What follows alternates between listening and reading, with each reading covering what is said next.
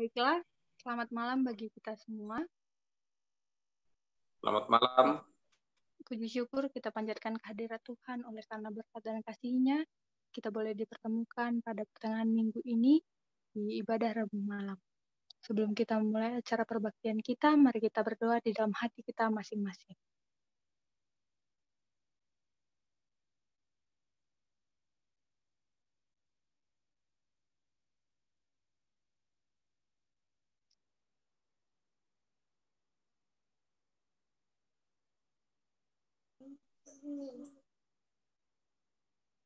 Amin. Sebagai lagu pembuka, mari kita bernyanyi dari lagu Sion nomor 292. Bila laut kehidupanmu bergelombang.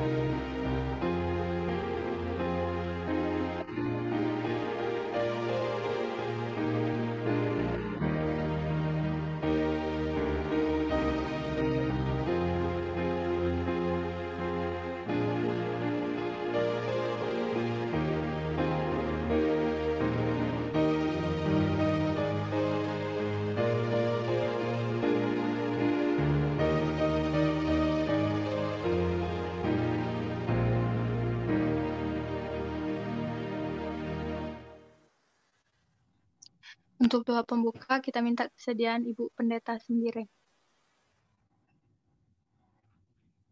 Kita bersatu dalam doa.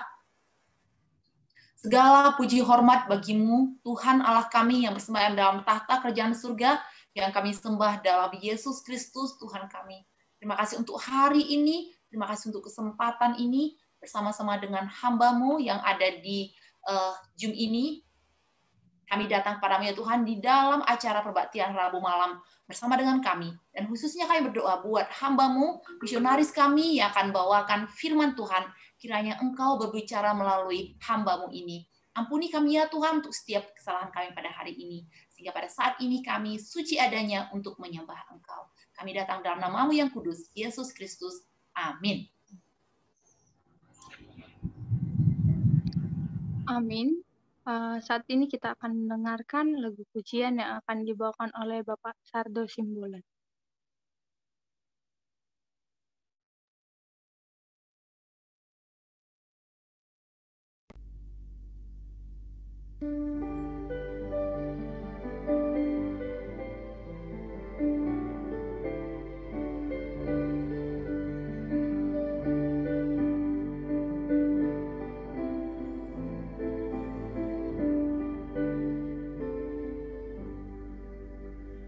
Di tempat yang lebih tinggi, aku rindu mau berdiri. Tuhan, angkatlah jiwaku ke tempat yang tinggi itu.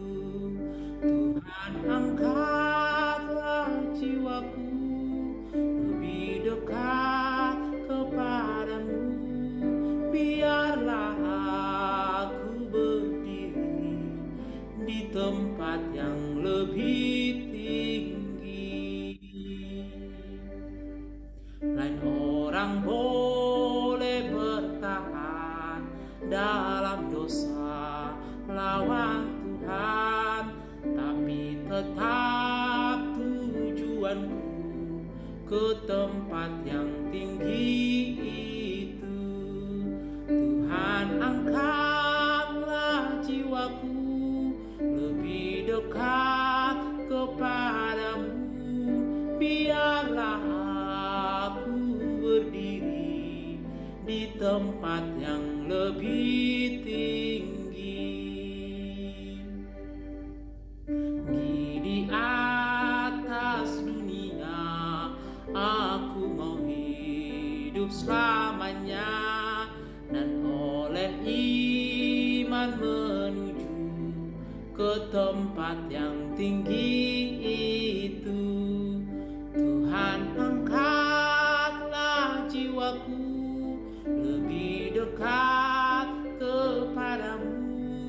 Biarlah aku berdiri di tempat yang lebih tinggi. Aku mendaki gunungnya dan lihat cahaya mulia. Ya Tuhan, pimpinlah aku ke tempat yang tinggi itu. Tuhan, angkatlah jiwaku lebih dekat kepadamu. Biarlah aku berdiri di tempat yang lebih tinggi.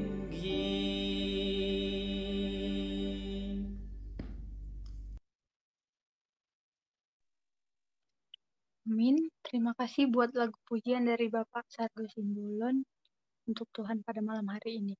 Saat ini mari kita siapkan hati kita akan mendengarkan firman Tuhan yang akan dibawakan oleh Bapak Sweetly Manto. Dipersilahkan. Baik, selamat malam. Apakah kedengaran suara saya? Kedengaran, Pak. Kedengaran, Pak. Kedengaran. Baik, terima kasih. Saya ucapkan selamat malam bagi kita semua.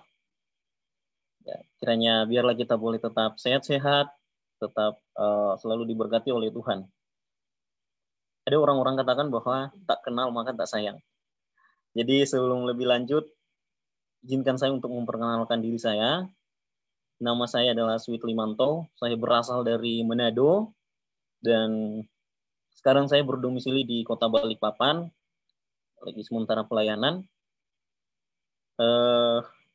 Beberapa tahun yang lalu saya mengikuti pelatihan pergerakan misioneri di kampus Medan, dan pada angkatan ke-6 ada 2 kali mungkin saya mengadakan pelayanan di jemaat Dr. Mansur.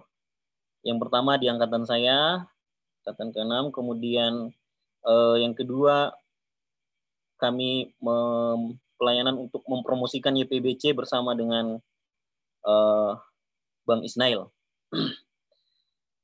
Dan malam hari ini saya sangat bersyukur sekali karena Tuhan masih mengizinkan saya untuk tetap memiliki satu kehidupan yang sangat-sangat luar biasa, dan kemudian saya juga diizinkan oleh Tuhan untuk menjadi perpanjangan lidahnya di dalam menyampaikan akan kabar baik ini. Saudara-saudaraku yang dikasihi di dalam Tuhan, sebelum kita lebih lanjut lagi, mari kita bersatu di dalam doa. Bapa yang baik di dalam kerajaan surga, kebutuhan kami terbesar saat ini adalah Roh Kudus-Mu. Biarlah boleh menjadi bagian kami, sehingga dapat memberikan satu pengertian, dan ketika kami mendengarkan akan firman-Mu, kami boleh dapat mengerti dan memahami. Sehingga firman ini tidak menjadi sia-sia, tetapi boleh kami praktekkan di dalam kehidupan kami. Sembunyikan hamba-Mu di balik salib-Mu Tuhan. Biarlah Engkau yang akan terlihat, bukan hamba-Mu yang akan terlihat, tetapi Engkau yang akan ditinggikan dan dipermuliakan. Ampuni dosa kami berdoa dan bersyukur hanya kepada-Mu. Amin. Saya bergumul sekali, saudara-saudara, karena masalah jaringan. Saya berdoa supaya jaringan tetap bagus. Dan di beberapa waktu yang lalu, saya dihubungi oleh Pak Robert Turangan untuk mengambil bagian. Dan memang waktunya yang cukup ada perbedaan yang lumayan sedikit jauh. Tapi saya katakan bahwa ini adalah untuk menyampaikan firman Tuhan, bukan untuk foya-foya. Jadi ini adalah satu kesempatan yang baik, yang artinya saya mendapatkan berkat dan juga kita semua akan mendapatkan berkat melalui firman Tuhan ini. Jadi saya tidak menolak walaupun dengan waktu yang sudah larut saat ini. Baik, dengan judul yang saya ambil, siapa yang memanggil dan siapa yang mendengar. Mungkin ini judul khotbah yang simpel sekali, saudara-saudara. Saya coba berdoa kepada Tuhan. Tuhan berikan saya satu judul yang sesuai dengan kehendak Tuhan untuk saya sampaikan pada malam hari ini. Dan yang terlintas di dalam pikiran saya adalah ini. Ya, mungkin ini sederhana, tapi mari kita melihat apa isinya ketika Tuhan akan menyampaikan akan firman-Nya. Di dalam Matius pasal 10 ayat yang pertama sampai yang kelima, kita boleh ambil Alkitab kita atau Alkitab kita, dan kita boleh buka di dalam Matius 10 ayat 1 sampai yang kelima. Saudara-saudaraku yang dikasihi di dalam Tuhan, perikop ini berbicara tentang Yesus memanggil ke-12 rasul. Ya. Di dalam ayat yang pertama, Yesus memanggil ke-12 muridnya dan memberi kuasa kepada mereka untuk mengusir roh jahat dan untuk melenyapkan segala penyakit dan segala kelemahan. Baik, saudara-saudaraku yang dikasihi di dalam Tuhan, di mana saja Yesus berada, pasti di situ berkumpul orang banyak. Dan ketika Yesus melihat orang banyak ini, maka tergeraklah hatinya oleh belas kasihan. Dan timbul di dalam dirinya untuk menjangkau orang-orang ini. Ya, untuk menjangkau orang-orang yang banyak ini. Ya. Dan Yesus membutuhkan orang-orang yang membantunya, yaitu murid-muridnya.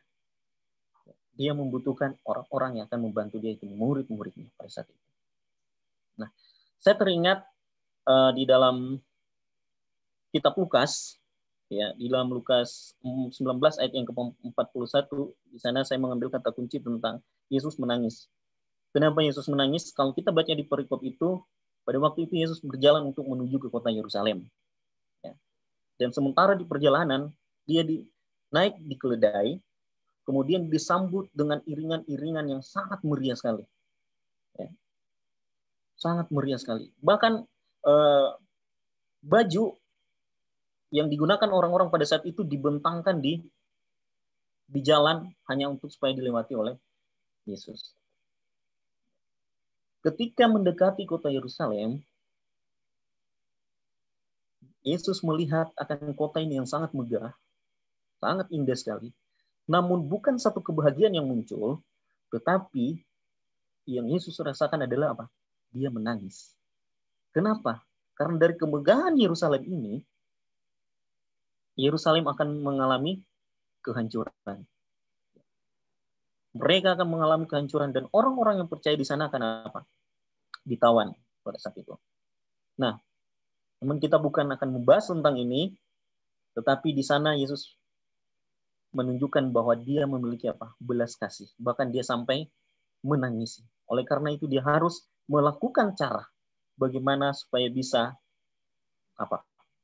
Orang-orang yang dia kasihi tidak mengalami hal yang sama seperti di Yerusalem. Oleh karena itu dia membutuhkan atau dia memanggil orang-orang untuk dapat membantu dia di dalam melanjutkan akan visi dan misinya. Pertanyaannya adalah di sini di dalam perikop ini Tuhan memanggil ke-12 muridnya. Kalau kita baca seterusnya disebutkan tentang murid-murid. Pertanyaannya adalah apakah di zaman sekarang Yesus akan memanggil murid-murid yang ada tercatat di dalam perikop ini? Andreas, Yakobus, dan Zebedeus. Kalau begitu siapa yang akan Tuhan panggil?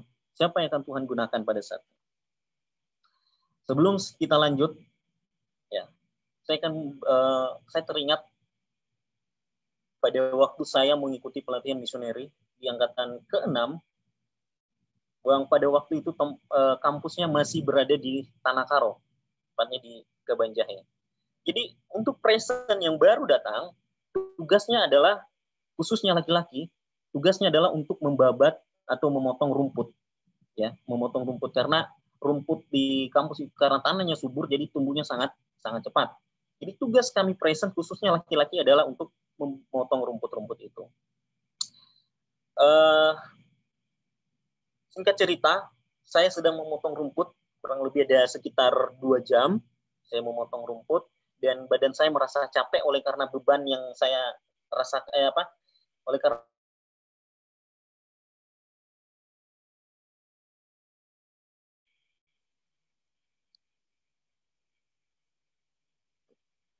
oleh karena beban yang ada di pundak saya itu mesin, dan juga saya harus menahan getaran mesinnya. Sehingga saya membutuhkan waktu untuk istirahat. Tetapi, saudara-saudara, untuk mematikan mesinnya, kebetulan tombol on-off-nya ada di sebelah tangan kanan saya, tetapi tombol ini tidak berfungsi. Ya, tombol ini tidak berfungsi, dan saya bingung, mau gimana caranya mematikan mesin ini. Badan saya sudah lemas, sementara mesin masih nyala, dan baling-balingnya itu masih berputar dengan tajamnya itu. Jadi saya nggak bisa menahan gimana lagi ya seperti itu. Akhirnya saya berdoa kepada Tuhan, Tuhan tolong saya. Singkat cerita, saya melihat teman saya itu present juga, satu angkatan dengan saya, dan saya memanggilnya untuk minta bantuan untuk matikan mesin yang ada di tombol yang ada di belakang. Dan puji Tuhan, dia datang membantu saya dan mematikan mesin, dan saya bisa beristirahat. Apa yang saya mau sampaikan dari cerita yang singkat ini adalah, ketika saya memanggil sahabat saya, dia merespon dan dia melakukan, ada tindakan di sana. Dia tidak hanya mendengar panggilan saya, tidak hanya mendengar, tapi dia merespon dan ada tindakan. Sehingga saya terhindar dari bahaya. Nah, pada saat ini juga seperti yang kita dengar tadi, bahwa Tuhan ingin melanjutkan misinya dan dia membutuhkan orang-orang di akhir zaman ini untuk membantu di dalam misinya. Di dalam 2 Petrus 1 ayat yang ketiga, kita boleh buka bersama-sama. Di dalam 2 Petrus 1 ayat yang ketiga, dikatakan, karena kasih ilahi, karena kuasa ilahinya telah menganugerahkan kepada kita segala sesuatu yang berguna untuk hidup yang saleh oleh pengenalan kita akan Dia, yaitu siapa? Tuhan, yang telah memanggil kita oleh kuasanya yang mulia dan ajaib. Apa yang disampaikan oleh ayat ini? Firman Tuhan melalui kita pada saat ini. melalui kuasa ilahi Allah, Ia menganugerahkan kepada kita segala sesuatu yang berguna. Ya, artinya yang berguna ini seperti apa? Ya, berguna untuk kehidupan kita ini menjadi berguna bagi orang lain. Ya, memberikan satu talenta, karunia kepada kita untuk kita gunakan. Kemudian untuk hidup saleh oleh pengenalan akan siapa? Tuhan. Dan melalui kuasanya yang mulia dan ajaib, Dia memanggil kita. Yesus, Tuhan memanggil kita pada saat ini. Dan mungkin ada timbul pertanyaan kepada kita. Apa tujuan Yesus memanggil kita? Atau apa tujuan Tuhan memanggil kita? Ketika Yesus mula-mula bertemu dengan murid-murid awalnya, ya, murid-murid awalnya, baik Petrus, ya, kemudian Yohanes, Yakobus, Yesus memanggil mereka dengan latar belakang yang berbeda-beda, tetapi mereka tidak mempertanyakan tujuannya apa. Ya, artinya mereka hanya meninggalkan pekerjaan mereka, tugas mereka, dan mengikuti Yesus. Ya, di sini. Dan sekarang di akhir zaman ini, Tuhan memiliki tujuan kenapa Dia memanggil kita. Mungkin kita tahu jawabannya, ya. Ya, yang sangat terkenal adalah memberitakan kabar baik. Di dalam Matius pasal 28 ayat 19 sampai yang ke-20. Itu sudah sangat terkenal sekali kan hal itu. Namun ada hal yang lain juga. Kenapa Tuhan memanggil kita pada saat ini? Dan apa tujuannya? 1 Petrus 1 ayat yang ke-15. 1 Petrus 1 ayat yang ke-15 yang berbunyi demikian. Tetapi hendaklah kamu menjadi kudus di dalam seluruh hidupmu, sama seperti Dia atau Tuhan yang kudus yang telah memanggil kamu. Jadi tujuan lain daripada selain memberitakan Injil adalah Tuhan panggil untuk memiliki kehidupan yang kudus. Ya. Kemudian apalagi tujuan yang lain? Matius 13 ayat yang ke-45. Kita boleh buka bersama-sama.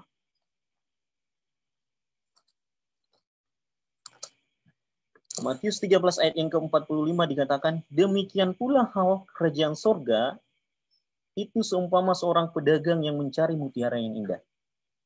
Mungkin kita berpikir-pikir apa yang dimaksudkan dengan ayat ini. Seperti tidak ada koneksi. Namun yang ingin Tuhan sampaikan adalah Tuhan rindu ketika Dia memanggil kita dan Tuhan memiliki tujuan kepada kita adalah supaya kita mencari mutiara yang adalah kerajaan surga itu sendiri untuk menjadi bagian kita. Jadi artinya adalah selain tujuan Yesus memanggil kita adalah hidup kudus, memberitakan Injil, dan juga memiliki apa? Kerajaan surga. Dan yang terakhir, di Lukas 3 ayat yang ke-6. Kita boleh buka bersama-sama. Lukas 3 ayat yang ke-6 yang berbunyi demikian. Dan semua orang akan melihat keselamatan yang dari Tuhan. Ini tujuan Yesus. Ya. Jadi dengan poin yang kita dapatkan pada saat ini adalah Tuhan memanggil kita untuk memiliki kehidupan yang kudus sehingga kita dengan mudah diperlengkapi dengan kuasanya yang besar untuk pergi kemana? Memberitakan Injil atau kabar baik ini. Kepada siapa? Kepada semua orang. Sehingga banyak orang yang dituntun untuk mengenal Injil atau kabar baik ini. Dan bukan hanya mengenal Injil, tetapi menerima janji keselamatan di dalam Kristus. Ini dia. Saudara-saudaraku yang dikasih di dalam Tuhan, ini sudah sangat jelas sekali yang Tuhan ingin sampaikan kepada kita. Tuhan memanggil kita bukan hanya untuk memiliki tujuan yang sia-sia, tetapi memiliki satu tujuan yang sangat berharga. Untuk diri kita sendiri dan untuk orang lain. Jadi tidak ada satu alasan untuk tidak merespon akan panggilan Tuhan. Kita akan bahas di selanjutnya lagi ya. Dan oleh karena Tuhan sudah memberikan satu tujuannya kepada kita, apakah Tuhan akan membiarkan kita begitu saja? Di dalam Matius 28 ayat yang ke-20 dikatakan di sana, ajarlah mereka melakukan segala sesuatu dan ketahuilah aku menyertai engkau senantiasa sampai kepada akhir zaman. Menyertai. Kata menyertai ini pengertiannya sangat besar sekali. Menyertai bukan berarti Tuhan akan meninggalkan kita untuk mengalami satu kehidupan yang buruk. Menyertai bukan berarti Tuhan tidak memperhatikan akan setiap kebutuhan kita. Tetapi Tuhan akan memperhatikan setiap kebutuhan kita. Bukan hanya kebutuhan secara jasmani, tapi kebutuhan secara rohani. Matius pasal 10 ayat yang pertama. Ya, kita sudah baca tadi. Ketika Yesus memanggil murid-muridnya, dia memberikan apa? Kuasa. Pertanyaannya adalah, apakah kita masih meragukan akan panggilan Tuhan? Selain menyertai kita, Tuhan juga akan memberikan kuasa kepada kita. Artinya, Tuhan tidak akan meninggalkan atau membiarkan kita sendirian. Dan yang menjadi pertanyaannya adalah, apakah masih ada di antara kita yang mendengar akan panggilan Tuhan, yang merespon akan panggilan Tuhan? Mungkin kita bisa mengambil kesimpulan bahwa, ya, saya mendengar, bahkan saya merespon. Ya. Saya sudah melayani, saya membawakan firman Tuhan. Ya, contoh saya, ketika saya dikasih kesempatan untuk menyampaikan firman Tuhan, artinya adalah sebuah panggilan, dan saya merespon dan saya melakukan. Apakah seperti itu? Hanya seperti itu saja, saudara-saudara. Dan jangan pernah merasa bahwa, oh, saya sudah ada di atas, saya sudah mendengar dan saya sudah melakukan. Tidak, tetapi kita perlu juga akan waspada. Untuk merespon akan panggilan Tuhan. Saya rasa kita semua di sini sudah merespon dan sudah melakukan apa yang Tuhan katakan. Dan saya ingin memberikan satu ilustrasi singkat. Mungkin ini adalah satu ilustrasi yang nyata yang saya alami. Beberapa bulan yang lalu, ketika saya dari Sumatera dan datang ke Balikpapan, pada satu ketika saya mampir di tempat pencucian motor, karena saya harus mencuci motor saya karena becek. Kebetulan juga di tempat pelayanan saya jalannya cukup parah ya, becek kalau hujan lebat. Dan akhirnya saya mampir di pencucian motor. Ketika saya sedang menunggu untuk selesai dari pencucian motor saya selesai dicuci, saya memperhatikan ada orang yang secara tidak sadar ada orang yang sedang memperhatikan saya. Dan tatapannya itu sangat tajam sekali, saudara-saudara. Saya menjadi waspada dan berjaga-jaga. Wah, jangan-jangan ini ada perasaan yang tidak enak ya. Tetapi saya berusaha untuk berpikir positif dan saya berdoa di dalam hati. Singkat cerita, orang ini datang di hadapan saya dan memanggil, "Oi," nah seperti itu dia. "Oi," dengan sentuhan. "Oi." Dan saya merespon. Terus saya melihat. Kami bertatapan sekitar 1 menit dan berpikir siapa ini. Dan dia juga masih meragukan ya. Dan dia katakan, "Kamu masih kenal sama saya?" Saya bilang, "Saya nggak kenal. Saya Idris loh." "Idris yang mana?" "Yang sama-sama kita direhabilitasi." Jadi saya baru teringat, oh benar.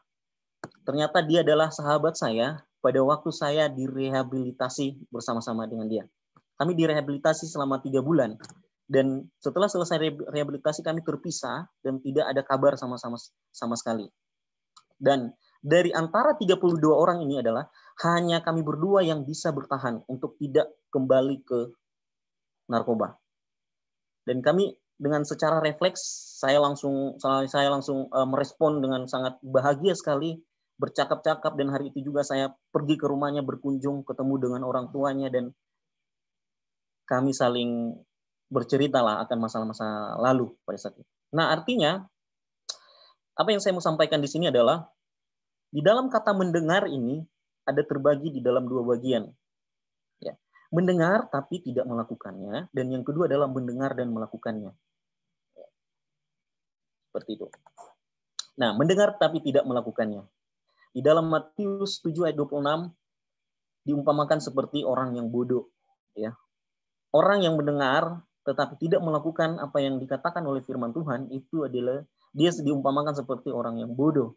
Ya, orang yang bodoh yang mendirikan rumahnya di atas pasir.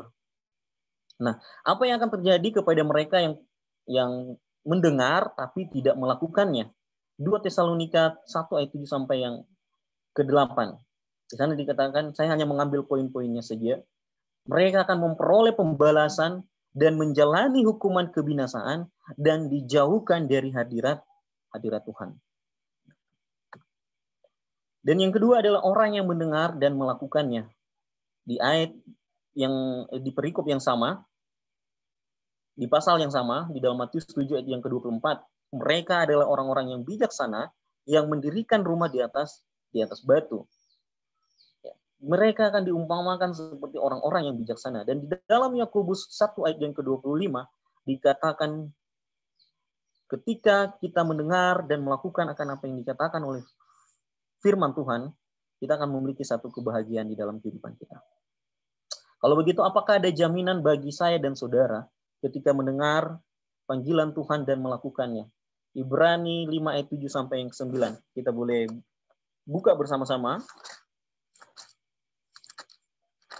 Ibrani 5 ayat 7 sampai yang ke-9. Dalam hidupnya sebagai manusia, ia telah mempersembahkan doa dan permohonan dengan ratap tangis dan keluhan kepada Dia yang sanggup menyelamatkannya dari maut, dan karena kesalehannya ia telah didengarkan. Dan sekalipun ia adalah anak, ia telah belajar menjadi taat dari apa yang telah dideritanya. Dan sesudah ia mencapai kesempurnaannya, ia menjadi pokok keselamatan yang abadi bagi semua orang yang taat kepadanya. Dan inilah, ketika kita mendengar dan melakukan apa yang Tuhan perintahkan kepada kita, ada satu jaminan, yaitu keselamatan. Jadi dengan hal ini, dengan pertanyaan-pertanyaan dan ayat-ayat yang tadi yang sudah kita dengarkan bersama, kita mendapatkan satu poin yang kedua adalah ketika kita mendengar panggilan dan perkataan Tuhan dan melakukannya, kita bukan lagi seumpama orang yang bodoh, tetapi kita disebut sebagai orang-orang yang bijaksana, yang memiliki kebahagiaan di dalam Kristus dan memperoleh keselamatan menggantikan kebinasaan yang kekal. Inilah. Dan saya ingin memberikan satu kesaksian singkat kepada kita, bagaimana Tuhan memanggil saya secara pribadi untuk meninggalkan kehidupan buruk saya. Jadi saudara-saudara, saya lahir dari keluarga yang tidak utuh, keluarga yang tidak utuh. Jadi saya tidak mengenal orang tua saya, dan saya dibesarkan oleh kakek dan nenek saya dari masih bayi. Ya, beranjak dewasa, saya mulai mengerti bahwa ternyata kakek dan nenek saya, mereka bukanlah orang tua saya, tetapi mereka adalah kakek dan nenek saya. Yang dulu masih kecil saya menganggap mereka adalah orang tua saya. Dan singkat cerita, saya mulai beranjak dewasa, dan saya mulai mendengarkan kata-kata yang tidak sedap di telinga saya. Dengan umur seperti itu, ya orang bilang darah panas, ya, masih darah muda, jadi cepat terprovokasi. Dan saya dikatakan bahwa kamu adalah anak yang tidak diharapkan, kamu adalah anak yang dibuang, kamu adalah anak yang tidak pernah diizinkan untuk lahir di dunia ini. Awalnya saya anggap biasa-biasa saja, saudara-saudara, tetapi lama-kelamaan ketika saya mulai mengerti, itu mulai merasuk di dalam pikiran saya, dan saya mulai ada timbul rasa kebencian yang mengakibatkan dendam yang sangat dalam terhadap keluarga saya. Saya mulai bertanya, menyelidiki ke sana dan kemari, tetapi jawaban yang saya inginkan tidak saya dapatkan. Singkat cerita, saya keluar dari rumah dan saya coba hidup mandiri. Saya tidak mau bergantung oleh keluarga saya. Dan disusul juga dengan rasa kebencian yang sangat dalam. Singkat cerita, saya ke Kalimantan Tengah, dan saya mendapat kabar bahwa orang tua saya, yaitu mama saya, ada di Kalimantan Timur. Dan kemudian saya putuskan untuk ke Kalimantan Timur dan untuk bertemu dengan orang tua saya. Namun, saya tidak begitu lama bertemu dengannya. Karena pada waktu itu ada jam 12 malam, saya ketemu, dan yang jemput saya adalah papa tiri saya, dan saya tidak bisa melihat bentuk wajah mama saya. Jadi setelah nyampe di rumah, saya nginap di rumah mereka, dia langsung tidur, saya pun juga langsung tidur karena udah kecapean. Namun sayangnya pada jam 5 pagi saya harus meninggalkan rumah itu karena ada beberapa hal yang tidak memungkinkan saya untuk tinggal bersama dengan mereka. Karena mama saya adalah Muslim. Jadi itu yang membuat kesulitan. Dan di sisi lain mereka tidak mengenal, keluarga besar mereka tidak mengenal siapa saya. Dan saya harus meninggalkan itu. Saya dibangunkan, Sweetly, kamu harus pergi untuk meninggalkan rumah ini. Oke, singkat cerita saya pergi meninggalkan rumah dan saya mulai kehidupan yang baru. Ternyata tidak putus di situ, saudara-saudara. Saya masih tetap merasakan yang namanya frustasi, mengingat, aduh, kenapa saya tidak bisa sama dengan orang-orang lain ya? Hidup bahagia, punya orang tua yang lengkap, ya bercanda, ya diperhatikan, dikasih perhatian dan lain-lain sebagainya. Akhirnya saya memilih jalan pintas untuk menenangkan depresi saya. Saya memakai narkoba, obat-obat, dan saya menghabiskan kehidupan saya untuk minum-minum, hanya minum-minum saja, dan saya tergabung dengan pergaulan yang sangat buruk di dalam kehidupan saya. Di dalam hal itu, ketika saya melakukan akan hal itu, saya masih ke gereja, saudara-saudara. Saya masih datang ke gereja. Disuruh pimpin diskusi, saya pimpin diskusi, tapi dengan mengonsumsi barang yang haram. Ternyata, saudara-saudara, saya mau katakan bahwa cukup sabar Tuhan itu menghadapi kelakuan saya, sifat saya. Cukup dan sangat-sangat sabar. Kenapa dengan posisi seperti itu Tuhan masih izinkan saya untuk menginjakkan kaki saya di mana? Di gereja, yang adalah tempat sembahyang. Satu kali, pada hari Sabat, ketika saya mau datang ke gereja, pada saat saya mau masuk pintu gerbang, saya seperti didorong seperti ini, saudara-saudara. Saya ada yang dorong, sehingga saya agak terpental sedikit, dan saya bertanya, apa sih maksudnya ini? Saya paksa untuk masuk. Jadi saya ambil ancang-ancang dan saya coba masuk, dan dorongan itu semakin kuat, saudara-saudara. Dan saya terpental agak cukup jauh. Saya terpental, dan timbul di pikiran saya merasakan satu perasaan yang malu, satu perasaan yang sangat-sangat kecewa sekali mendalam, dan saya hanya pulang ke tempat kos saya mengendarai motor, saya pulang, saya sampai di kos-kosan saya menangis. Tuhan, saya tahu saat ini saya melakukan kesalahan yang fatal, saya bilang sama Tuhan. Saya melakukan sesuatu hal yang menjijikkan di hadapan Tuhan. Dan karena saya tidak bisa tahan lagi hidup saya seperti itu, saudara-saudara, saya coba untuk bunuh diri, ya, untuk melakukan sesuatu hal yang fatal. Tetapi Tuhan mengeraskan pikiran saya untuk, kamu adalah orang yang bodoh justru malah melakukan hal itu. Singkat cerita, saya berdoa, Tuhan tolong saya, apa yang harus saya lakukan? Tuhan menuntun pikiran saya, dan di pikiran itu berbisik seperti ini, kamu serahkan diri dan direhab. Singkat cerita, saya telepon salah satu anggota yang adalah Intel pada saat itu, dan namanya Bang Lamsihar Sinaga, ya, Bang Lamsihar Sinaga. Dan akhirnya siang jam 12 siang saya dijemput hari Sabat.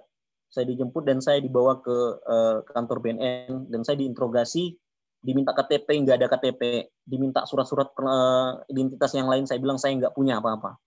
Seperti itu. Jadi orang-orang pada saat itu bingung, saya mau dibikin apa, mau cara ngurusnya gimana. Singkat cerita, saya hanya dimasukin di sel selama 1 minggu dan dikasih dimakan drop, dan saya merasakan bahwa badan saya goyang seperti ini, saudara-saudara. Kepala saya bentur-benturkan di tembok karena saya nggak tahan. Kalau nggak pakai itu, sakit semua badan saya, sakit saraf-saraf otak saya. Dan caranya adalah, karena di WC itu ada bak mandi, saya masuk ke dalam bak mandi itu dan saya merendamkan diri. Semuanya saya rendam sampai ke kepala. Dan ya agak enak. Singkat cerita, saudara-saudara, saya diinterogasi yang kedua kali, dan saya mau direhab selama 2 tahun. Saya berdoa, Tuhan jangan, tolong saya mau jadi apa kalau saya direhab 2 tahun. Dan puji Tuhan, saya hanya direhab selama 3 bulan. Dan itulah salah satunya teman saya, yang si Idris tadi. Saya direhab di asrama tentara, dan saya dilatih untuk disiplin di dalam segala sesuatu. Baik bangun pagi, keteraturan, disiplin makan, dan lain-lain sebagainya. Dan selesai rehabilitasi, saya pergi kembali ke Balikpapan, dan saya bekerja. Kemudian saya merasa saya masih kosong, dan panggilan itu terus ada di dalam diri saya untuk melayani. Dan saya kembali ke Samarinda, saya tinggal di rumah pendeta, dan singkat cerita saya bertemu dengan kedua orang misioneri, dan mereka mengadakan panggilan saya untuk ikut pelayanan. Dan saya mulai memutuskan pelayanan. 3 bulan saya bergumul, saudara-saudara, identitas saya Tuhan capaikan. KTP, KK, dan lain-lain sebagainya. Nah, melalui kesaksian ini, saudara-saudara, poin yang saya ingin bagikan adalah bahwa ketika kita benar-benar sungguh-sungguh merespon akan panggilan Tuhan, tidak ada persungutan, tidak ada kompromi, tidak ada alasan-alasan yang lain sebagainya. Tuhan akan turut berkarya di dalam kehidupan saya dan saudara. Sebagai kesimpulan yang saya ingin bagikan pada malam hari ini adalah, sebagai orang yang percaya, kita harus memiliki satu kesadaran, mendengar akan panggilan Tuhan.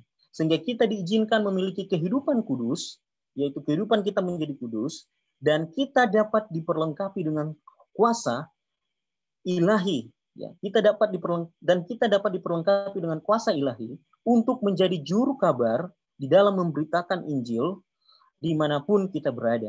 Dan kita bukan lagi diumpamakan seperti orang yang bodoh, melainkan kita akan disebut sebagai orang-orang yang bijaksana untuk memiliki kebahagiaan di dalam Kristus dan menjadi penolong bagi setiap orang untuk menuntun dan mengenal rencana ilahi, yaitu keselamatan kekal, dan kita tidak akan mengalami kebinasaan yang kekal.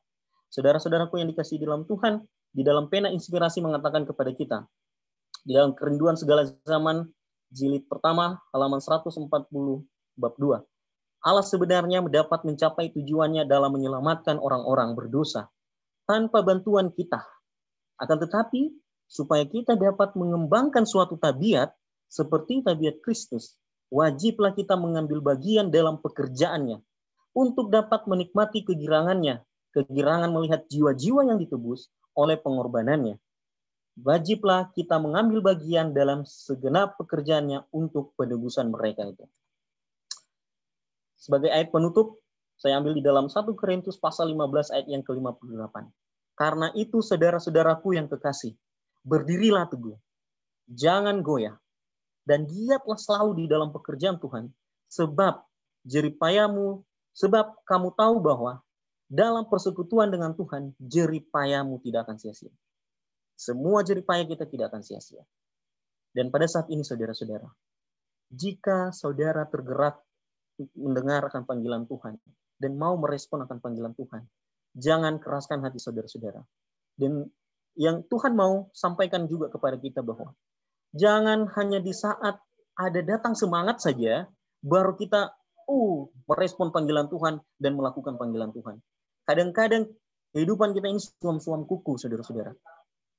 Ya. Di saat sudah mau datang masalah atau tantangan, baru kita sadar, baru kita mau merespon akan panggilan Tuhan dan melakukannya. Tetapi sebaliknya, saudara-saudara, baik susah maupun senang, kita harus tetap belajar mendengar panggilan Tuhan dan melakukannya. Jangan hanya di saat ketika sudah ada teguran baru kita sadar. Sebagai ayat yang terakhir di dalam ayat panggilan, Ibrani 4 ayat ke-7, pada saat ini juga jika saudara mendengar suara panggilan Tuhan, janganlah keraskan hati. Mari kita bersatu di dalam doa. Bapa yang baik di dalam kerajaan surga, terima kasih malam hari ini kami sudah mendengar firman-Mu.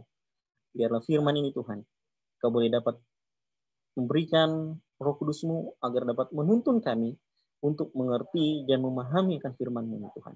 Firman Tuhan ini sudah sering kami dengarkan Tuhan. Tetapi biarlah pada malam hari ini boleh mengingatkan kami kembali untuk dapat mendengar suara Tuhan dan bahkan melakukan akan apa yang Tuhan katakan di dalam kehidupan kami. Bapa yang baik dalam kerajaan surga, berkati kami semua, di dalam nama Yesus kami berdoa. Amin. Amin. Amin. Terima kasih buat firman Tuhan yang telah dibagikan oleh Bapak Sweet Limanto. Saat ini kita akan berdiskusi selama kurang lebih 15 menit. Untuk itu, kepada Bapak, Ibu, ataupun saudara-saudari yang ingin bertanya atau menambahkan, dipersilahkan.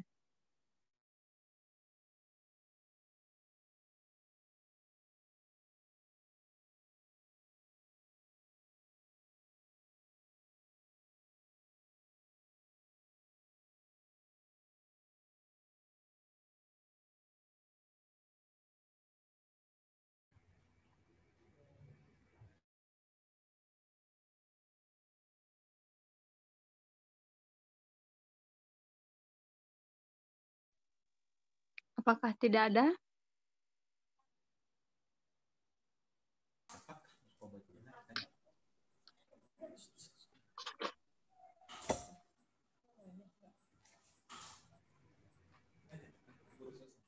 Pak Panjaitan mau ini bicara?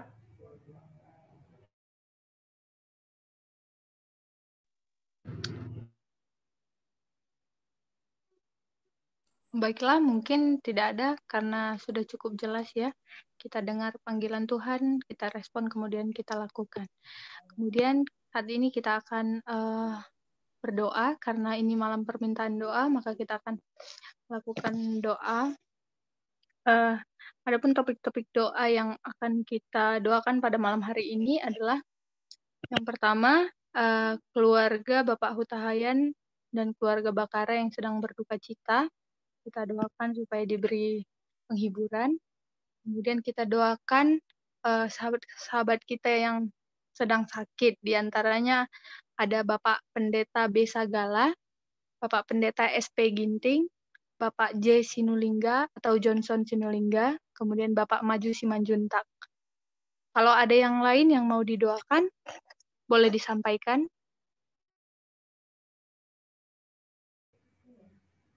Bapak dan Ibu Pendeta Sitorus, Ketua UNI. Oh, iya Pak. Terima kasih. Dan saudara-saudara kita juga yang mengalami musibah kebanjiran, supaya kita doakan juga ya.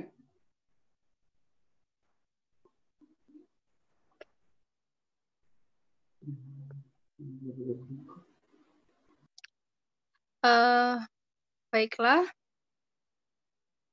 Kita akan berdoa dipimpin oleh 2 orang nanti karena topiknya lumayan banyak. Saya akan pilih yang pertama Bapak S. Panjaitan, nanti yang kedua disambung oleh Bapak F. Sinuhaji. Saya akan bacakan topiknya. Untuk Bapak S. Panjaitan, boleh didoakan nanti firman Tuhan yang telah kita dengarkan, kemudian pembicara kita pada malam hari ini Bapak Sweet Limanto, kemudian keluarga yang sedang berduka, yaitu keluarga Hutahayan dan keluarga Bakara. Kemudian doakan juga Pendeta B. Sagala dan Pendeta Sugih Sitorus dan istri. Ini pendeta di UNI yang sedang sakit di rumah sakit. Kemudian untuk Bapak F. Sinuhaji, boleh didoakan untuk Bapak Pendeta SP Ginting, Bapak Johnson Sinulingga, Bapak Maju Simanjuntak, dan saudara-saudara kita yang sedang mengalami musibah kebanjiran. Kalau ada yang mau ditambahkan, boleh ditambahkan. Sudah jelas ya, Pak?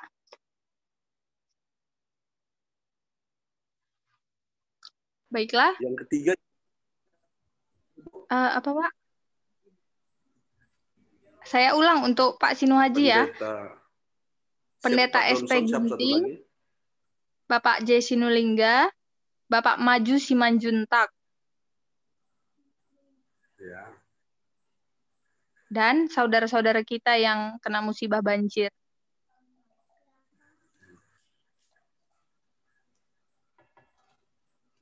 Oke, baiklah. Kalau sudah jelas, mari kita persiapkan diri kita. Kita akan bernyanyi dari lagu Sia nomor 520, Tuhan doa kami.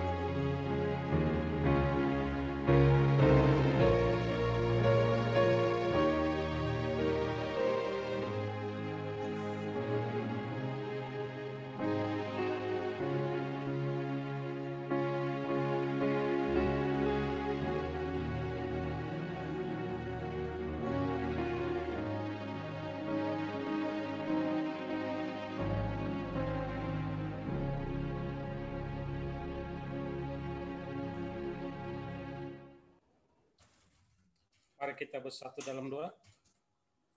Tuhan Bapa kami di surga, kami panggil nama Tuhan, serta kami naikkan puji dan syukur kami oleh karena kuasa Tuhan yang Kau berikan bagi masing-masing kami Tuhan. Terima kasih bila mana pada malam ini Tuhan, kami sudah pergunakan untuk kami untuk mendengar firman Tuhan. Biarlah firman yang sudah kami dengarkan Tuhan, boleh menjadi bekal hidup kami, dalam rangka menjalani hidup-hidup kami, dalam rangka memenuhi akan semua kebutuhan kami, dan juga Tuhan khususnya kebutuhan iman kami Tuhan. Terima kasih firman yang sudah kami dengarkan Tuhan, biarlah itu akan menjadi penuntun hidup kami untuk semakin hari semakin dekat bagi Tuhan. Terima kasih oleh karena pada malam ini hamba Tuhan Bapak Sweet Limanto Tuhan sudah Engkau berikan menjadi kepanjangan lidah Tuhan. Tuhan yang menjadi bagiannya Tuhan, memeliharakan dia dalam setiap pelayanannya, dalam kesehatannya, dalam setiap cita-citanya, terus semua Tuhan penyerah hidupnya kepadamu. Biarlah Engkau pernah berkati Tuhan. Bapak surga, kami juga berdoa kepada salah seorang satu keluarga dari anggota jemaat Tuhan yang berduka Tuhan, yakni keluarga Utahayan dan keluarga Bakara. Kami serahkan rumah tangga ini ke dalam tangan Tuhan. Biarlah penghiburan di surga Engkau berikan bagi mereka Tuhan, terkhusus kepada suaminya dan juga kepada dua anaknya Tuhan. Kami titipkan mereka dalam tangan Tuhan. Biarlah Tuhan yang peliharakan mereka Tuhan, dalam tumbuh kembang mereka yang Kau juga tuntun. Dengan demikian Bapa, maka kedua anak itu Tuhan yang tinggalkan Bapa, boleh Engkau peliharakan, bahkan Engkau tuntun menjadi tiang-tiang gereja nantinya Tuhan. Berkati juga Bapak Hutahayan yang akan mengasuh mereka. Tangan Tuhan memberikan berkat yang melimpah, berikan hikmat kebijaksanaan di surga Tuhan, untuk bisa melihara mereka dengan baik Bapak. Bapak di surga, kami juga berdoa kepada hamba-hamba Tuhan, Bapak Pendeta B. Sagara, kemudian Bapak Sitorus, dan juga istri yang kami mendengar sedang berada di rumah sakit Advent Bandung Tuhan, oleh karena kesehatan yang terganggu Tuhan, di mana Tuhan mereka Tuhan sedang tertidur dengan lemah fisik Tuhan. Biar lautan Tuhan yang Kau berikan bagi mereka Tuhan. Dengan demikian Bapa, maka lautan Tuhan yang berlaku bagi mereka akan memulihkan mereka Tuhan, dan mereka pun dapat mulai pelayanan mereka kembali Tuhan. Berkati dokter Tuhan, berkati perawat, berkati juga makanan minuman yang mereka konsumsi, agar itu menjadi sarana yang baik bagi mereka Tuhan, guna pemulihan mereka sesegera mungkin Tuhan. Bapa di surga, terima kasih Bapa, dengar doa kami, dalam nama Yesus kami berdoa. Amin. Kita sambung doa kita. Bapa yang bersemayam dalam kerajaan surga, syukur dan terima kasih kami ucapkan pada malam hari yang indah ini Tuhan, karena Tuhan masih memberikan kesempatan kepada kami untuk belajar mengenai firman Tuhan. Kiranya firman yang barusan kami pelajari dapat menambah iman percaya kami, dan dapat memuliakan nama Tuhan dan menjadi berkat bagi kami. Demikian juga Tuhan pada saat ini Tuhan, kami tak lupa berdoa Tuhan, di mana saudara kami Pendeta ST Ginting yang saat ini mengalami sakit Tuhan. Tuhan kiranya memberi pengobatan dan memberkati obat-obat yang dipakai oleh pendeta kami ini, supaya pendeta kami ini dapat cepat sembuh Tuhan. Dan pada saat ini juga Tuhan, kami mendengar saudara kami, abang kami Johnson Sunulingga yang juga mengalami keadaan sakit Tuhan. Tuhan juga tetap memberikan pengobatan dan memberikan pemberkatan kepada saudara kami ini, supaya abang kami ini dapat cepat sembuh dan dapat melakukan aktivitasnya seperti biasa Tuhan. Demikian juga Tuhan, kami teringat Tuhan akan semua anggota kami dimanapun mereka berada Tuhan, yang mengalami bencana. Kiranya Tuhan tetap memberkati dan memberikan semua kebutuhan-kebutuhan, baik kebutuhan pengobatan dan pangan Tuhan. Tuhan memberikan rezeki Tuhan, supaya saudara-saudara kami yang baru dapat bencana Tuhan, dapat terlindungi dan terberkati Tuhan. Demikian juga Tuhan, kami semua pengikut Zoom ini Tuhan, kiranya Tuhan juga tetap menjaga kami pada malam hari ini, dan mengirimkan Roh Kudus-Mu untuk menjaga kami, supaya besok pagi kami dapat bangun dan dapat melakukan aktivitas kami seperti biasanya Tuhan. Berkati kami dan berikan kesehatan kepada kami. Melalui doa yang singkat ini, kami panjatkan melalui anak-Mu Yesus, Tuhan dan penebus dosa kami. Amin. Amin. Untuk menutup acara perbaktian kita, mari kita bernyanyi dari lagu Sion nomor 257. Aku dengar Yesus panggil.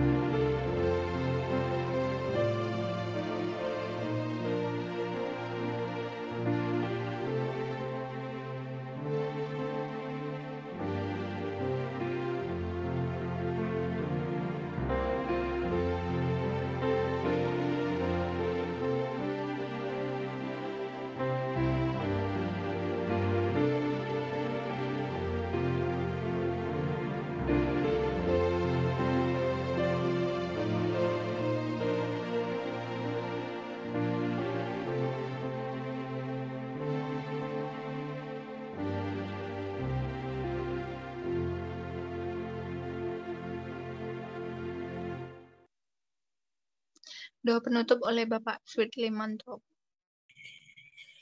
Baik, sekali lagi mari kita berdoa. Bapa yang baik di dalam kerajaan surga, terima kasih untuk berkat-Mu pada malam hari ini. Kami sudah menerima akan firman-Mu. Biarlah Tuhan, ajarlah kami untuk dapat selalu setiap saat mendengar akan panggilan-Mu, sehingga kami boleh dapat dituntun untuk dapat lebih dalam lagi mengenal akan Engkau jauh di dalam kehidupan kami, ya Bapa. Pada malam hari ini Tuhan, kami akan beristirahat. Biarlah kiranya Tuhan menjaga dan melindungi kami, dan bangunkan kami pada besok pagi dengan jam yang sudah Engkau tentukan, sehingga kami boleh beraktivitas sesuai dengan kehendak Tuhan. Kebutuhan kami terbesar saat ini adalah kuasa Roh Kudus-Mu Tuhan. Biarlah boleh menjadi bagian kami semua, sehingga kami boleh dapat diperlengkapi dengan kuasa Tuhan untuk menjadi umat-umat Tuhan yang setia dan mengabarkan kabar baik ini dimanapun kami berada. Terima kasih banyak Bapa, ampuni dosa kami sekali lagi yang begitu banyak. Di dalam nama Yesus kami berdoa dan bersyukur kepada-Mu. Amin. Amin. Amin. Terima kasih buat kehadiran kita semuanya pada malam hari ini. Sampai jumpa di ibadah kita berikutnya di ibadah Jumat malam. Tuhan memberkati kita semua.